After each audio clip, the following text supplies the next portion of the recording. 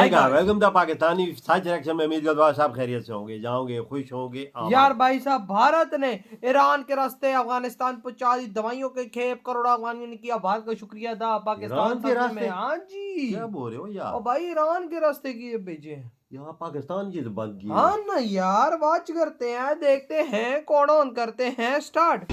Karachi port पर लटका सन्नाटे का ताला। अब चाबहार से भारत ने भर दी तालिबान की झोली। पाकिस्तान के ब्लैकमेलिंग के दिन हुए हवा। तुर्की के खलीफा बनने के सपने पर फिरा पानी। भारत की एंट्री देख बीच मैदान से उल्टे पांव भागा एर्दोगान का दूत।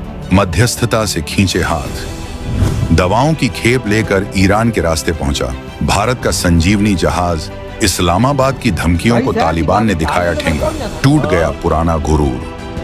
व्यापारियों के आंसुओं से भीगा पाकिस्तान। बॉर्डर बंद करने की चाल पड़ी उल्टी। भारत की कूटनीति ने पड़ोसी की अर्थव्यवस्था की रीढ़ तोड़ी। सेंट्रल एशिया के दरवाजे पर भारत ने खड़ा कर दिया अपना पहरेदार। 2026 में बदल गया एशिया का नक्शा। अब दिल्ली से चलेंगे अफगानिस्तान के फैसले। दोस्तों, 2026 की शुरुआत के साथ भारत की कूटनीतिक पावर ने एशिया की जियोपॉलिटिक्स में एक ऐसा भूचाल आया है जिसने पाकिस्तान की जमीन तो हिलाई ही है, साथ ही साथ हजारों किलोमीटर दूर बैठे तुर्की के मंसूबों पर भी पानी फेर दिया है।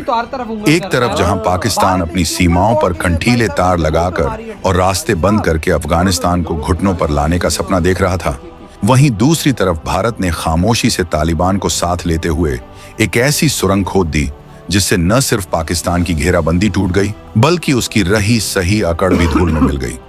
यह खबर सिर्फ एक रास्ते या बंदरगाह की नहीं है, ये खबर है उस कूटनीतिक थप्पड़ की जिसकी गूंज इस्लामाबाद से लेकर अंकारा तक सुनाई दे रही है। जिस पाकिस्तान को लगता था कि उसकी मर्जी के बिना काबुल में पत्ता भी नहीं हिल सकता, आज उसी काबुल ने पाकिस्तान के सबसे बड़े पोर्ट कराची को बाय बाय बोल दिया है। और यह सब हुआ है भारत के उस मास्टर स्ट्रोक की वजह से जिसे दुनिया चाबहार के नाम से जानती है। भारत के इस ढाकड़ सपोर्ट से तालिबान झूम रहा है तो पाकिस्तान खुद को बर्बाद होते देख रहा है और तुर्की अपना बोरिया बिस्तर लेकर भाग रहा है। दोस्तों, सवाल बनता है कि एक देश जो खुद को इस्लामिक दुनिया का मसीहा बताता है यानी तुर्की, वो अचानक पाकिस्तान और अफगानिस्तान के बीच सुलह कराने से पीछे क्यों हट गया? आखिर भारत ने ईरान की जमीन का इस्तेमाल करके ऐसा कौन सा जादुई गलियारा खोल दिया है कि अब तालिबान के लड़ाके पाकिस्तान की आंख में आंख डालकर बात कर रहे हैं? और सबसे बड़ा सवाल, क्या पाकिस्तान की अर्थव्यवस्था जो पहले से ही आईसीयू में थी अब इस नए झटके के बाद वेंटिलेटर से भी उतर जाएगी? भारत ने बिना एक गोली चलाए, बिना किसी शोर शराबे के कैसे अपने दो विरोधियों को एक ही चाल में चित कर दिया है? आज हम इस वीडियो में इन सारे सवालों की परतों को उधेड़ेंगे। हम आपको बताएंगे कि कैसे भारत की दवाओं ने बारूद पर जीत हासिल की है और क्यों तुर्की जैसा देश भी अब भारत की कूटनीति के आगे सरेंडर करता नजर आ रहा है। यह कहानी आपको हैरान कर देगी, तो बने रहिएगा वीडियो पर और इस संबंध में आपके जो भी विचार हों कमेंट में लिखकर जरूर बताइएगा। बात की शुरुआत करते हैं उस जगह से जहां पाकिस्तान को सबसे ज्यादा दर्द हो रहा है, उसकी अपनी जेब। सालों से पाकिस्तान की एक ही रट थी, अगर अफगानिस्तान को दुनिया से जुड़ना है तो उसे पाकिस्तान के कराची पोर्ट के सामने नाक रगड़नी होगी। पाकिस्तान इसी भौगोलिक मजबूरी का फायदा उठाता था। जब मन किया बॉर्डर बंद कर दिया, जब मन किया ट्रक रोक दिया, जब मन किया टैक्स बढ़ा दिया। 2025 तक आते आते काबुल में बैठे शासकों को यह समझ आ गया था कि पाकिस्तान दोस्त नहीं बल्कि एक ऐसा व्यापारी है जो उनकी मजबूरी का सौदा कर रहा है। लेकिन अब 2026 में सीन पूरी तरह बदल चुका है। कराची पोर्ट पर सन्नाटा पसरने लगा है। वहां के डॉकयार्ड्स पर धूल जम रही है क्योंकि काबुल जाने वाला माल अब कराची उतर ही नहीं रहा। भारत ने ईरान में स्थित अपने चाबहार पोर्ट को फुल स्पीड में एक्टिवेट कर दिया है। ये वही चाबहार है जिसे लेकर पश्चिमी देश कभी नाक भौं सिकोड़ते थे, लेकिन आज यही बंदरगाह पाकिस्तान के गले की हड्डी बन गया है। काबुल के शासकों ने साफ कर दिया है कि उन्हें अब कराची की दया नहीं चाहिए। जो ट्रक पहले पाकिस्तान के खस्ताहाल सड़कों और करप्ट चेक पोस्टों से गुजरते थे, अब वो ईरान के चमचमाते हाईवे से होते हुए अफगानिस्तान में दाखिल हो रहे हैं। यह शिफ्ट सिर्फ लॉजिस्टिक्स का नहीं है, यह सत्ता के संतुलन का है। पाकिस्तान को लगता था कि अगर वो दवाएं और खाना रोक देगा तो काबुल उसके पैरों में गिर जाएगा, लेकिन भारत ने चाबहार के रास्ते दवाओं के कंटेनर भेजकर पाकिस्तान के इस भ्रम को चकनाचूर कर दिया है।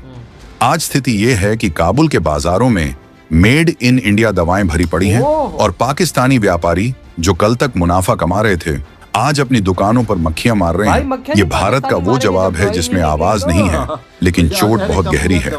अब कहानी में एंट्री होती है तुर्की की।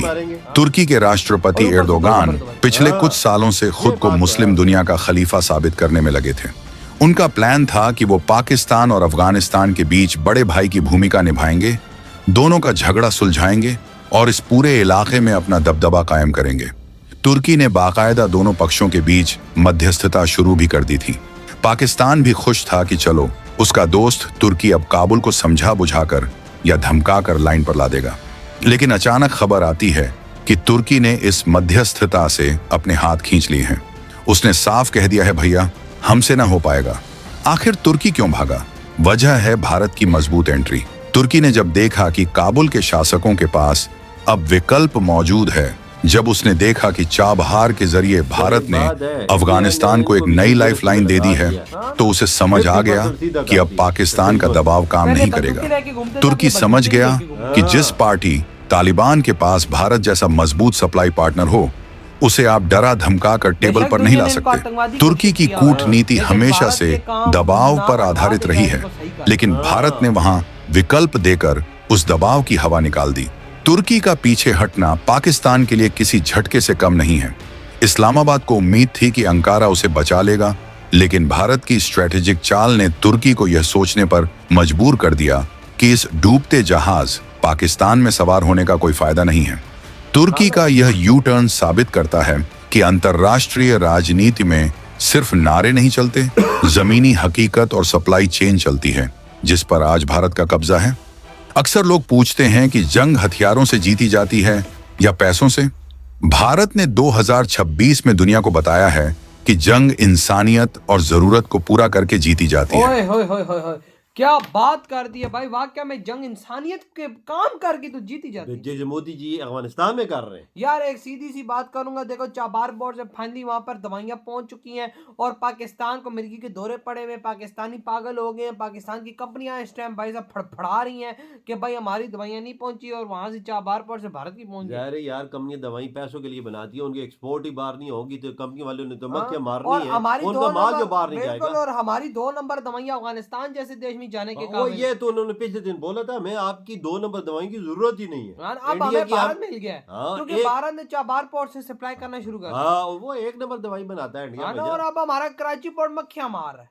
जब उसके पास एक्सपोर्ट करने के लिए कुछ ऑर्डर ही नहीं होगा तो क्या एक्सपोर्ट करेगा? मक्खियां ही मारेगा नहीं भाई। यार इंडिया का माल सीधे जाता है ईरान, ईरान के राह सीधा अफगानिस्तान। देख ले हमारी अपनी एक्सपोर्ट तो नहीं है ना। नहीं हमारा क्या है? हमारा तो कुछ नहीं है। बिल्कुल बेड़ा गर्क हुआ है हम लोगों का।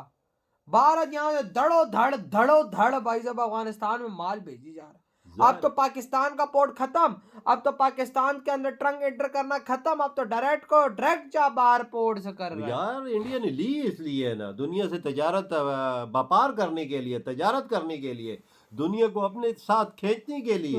हमें तो अरबों डॉलर नहीं देगा ना। क्यों कर रहा है? कि अपने देश के लिए, अपनी जनता के लिए। वजह हर चीज फायदा देखती है ना। वही तो हमारा पोर्ट तो कराची गया ठप, पोर्ट का ठप हो गया। हम तो पाकिस्तानी भाई साहब अपना फायदा ना नुकसान देखते। हम तो बकचोदी देख गुजारे काम करते, फिर बाद में पता लगता है तो हमने अपने आप पाँव पे कुल्हाड़ी मारी है। कम अज कम ये 2 जो नुकसान हो चुका है ना हमारा, 2 अरब डॉलर का नुकसान हो। 2 बिलियन डॉलर का मिनिमम हमारा नुकसान हो चुका है। ये मैंने बात सुनी है। हाँ ना भाई, चाबार पोर्ट भारत का फायदा है। भारत को वही कमाई मिल गई ना। वो यार वो इंसानियत को भी देखता है, इंडिया पैसे को देखता नहीं है। वजह ये मेरी बात याद रखना, ऐसे गरीब देशों से इंडिया पैसा लेता नहीं है, उल्टा देता है। सही कहा। तो भाई आपके क्या थाट है? तेरी बेटा तुम करते